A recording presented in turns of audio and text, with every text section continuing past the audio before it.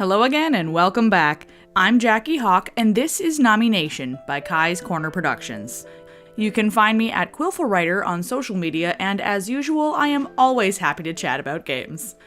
On a previous episode, we mentioned how Critical Role, the series, was planning on launching a video game in the near future. More recently, they put their stream on pause for a week, and the Critical Role cast put the LA Fires first. Many of the team members live in the city, from voice actors to production and support staff. Through the Critical Role Foundation, or CRF, they donated $30,000 to the California Community Foundation's Wildlife Recovery Fund. Much of that is possible because of the fandom, which can donate to the CRF and help support efforts like combating these wildfires. The CRF has set aside 10% of each donation, and that's what gave them the chance to donate as much as they did. With 5 main fires, there has been a lot of loss, and thousands of evacuated citizens with fewer places to go as buildings are damaged or burned down. But the community is coming together both in LA and beyond. That's something about gamers I don't think gets acknowledged as often. We're used to teamwork. We band together in a crisis and we help each other out. To see the Critical Role Foundation and the creative team behind this beloved series come forward and represent that aspect of gaming community so well in such difficult times really means a lot. And if you gamers out there have something you can give towards the cause, there are many organizations still accepting donations. A few to consider are the LAFD Wildfire Emergency Fund, Mutual Aid LA, and Our Big Kitchen. On a much less serious scale, other creative communities are working to come together as well. The Consumer Electronics Show ran from January 7th to 10th, covering a wide range of technology. At the Labor Innovation and Technology Summit panel, one session about negotiating AI contracts was moderated by Linda Powell, EVP of SAG-AFTRA. We've covered some of this union's strike history in our other episodes, and staying in touch with their current stances could give us an idea of when that strike might come to a close, even if they're only half of the equation. CES did also feature AI products and services, but Duncan Crabtree Ireland, SAG-AFTRA's National Executive Director and Chief Negotiator, pointed out the difference in quality between AI at the show and less polished versions. Crabtree Ireland also explained that rejecting AI technology altogether wasn't an option, since that hasn't worked against any innovations in history either. The goal is transparency and protecting human workers from exploitation, at least as far as his concerns go. There is still friction between studios and streamers versus Hollywood talent, largely because of previous missteps like attempts to remove AI protections in contracts on the grounds of trust. But it does seem like the people opposed to or wary of AI technology are finding avenues to protect themselves through sessions like that hosted by Powell, and so with that further negotiating ability, an end to the strike could be possible sometime soon.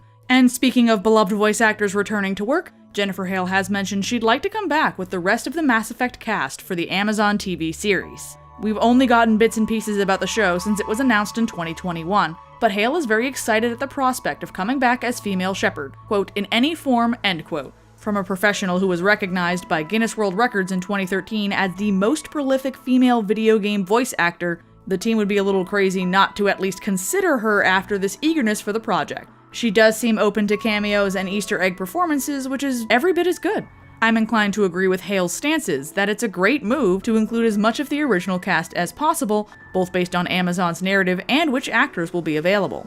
The show is under development now, so it's possible Amazon MGM will call on the actors when they get further along the timeline and if those roles are present in the narrative.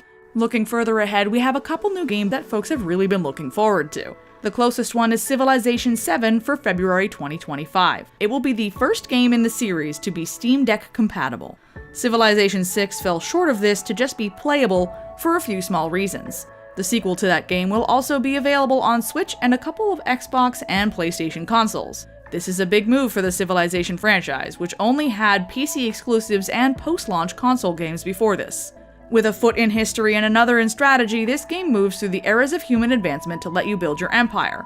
The online multiplayer option is good for bringing friends into the games you'd like to play, or you can go by yourself while you remake history your way or stay true to the past. Different versions will have varying leaders and kingdoms to play, so plan ahead to get the edition that includes what you want to explore. Pre-purchase offers should be available until February 11th, but that might vary by platform. This game series has been around for decades, and they took new gamers into account when they designed this game. It's pretty easy to pick up with the tutorial and rather intuitive gameplay design. If you've been considering these games before, now might just be the time. The second game we have to share that's coming in 2025 is Mouse PI for Hire. This has reminded many gamers of Cuphead because of that 1930s black and white style, but it is set apart by being a first-person shooter. The art absolutely distinguishes it from any regular combat game where you'd probably take a grittier approach than old-time Mickey Mouse. But the team behind the game wants it known. This is about more than just the art. The social media post containing that message was just a hint for now, but it could refer to an interesting game mechanic for an FPS, or it could be a narrative element like with Bendy and the Ink Machine. This game only has a release year of 2025, no season or specific date, but the jazzy PI story seems like it's well worth the wait. Art is still definitely a big part of the game, even if it's not the focus, since they go out of their way to say everything is hand-drawn.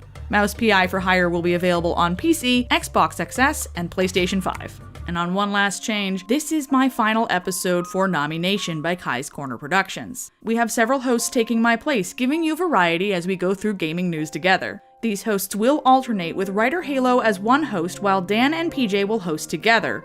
On months with an odd number of weeks, there will be a 1-week intermission before the next episode goes live. As sad as I am to go, you are in excellent hands with these new hosts, and I hope you enjoy their news sessions just as much as ours. To meet these new hosts, remember to subscribe to our podcast, available on several platforms, and for more entertainment news, check out the KKP YouTube channel, and remember you can find me at Quillful Writer on social media, so I will still see you around.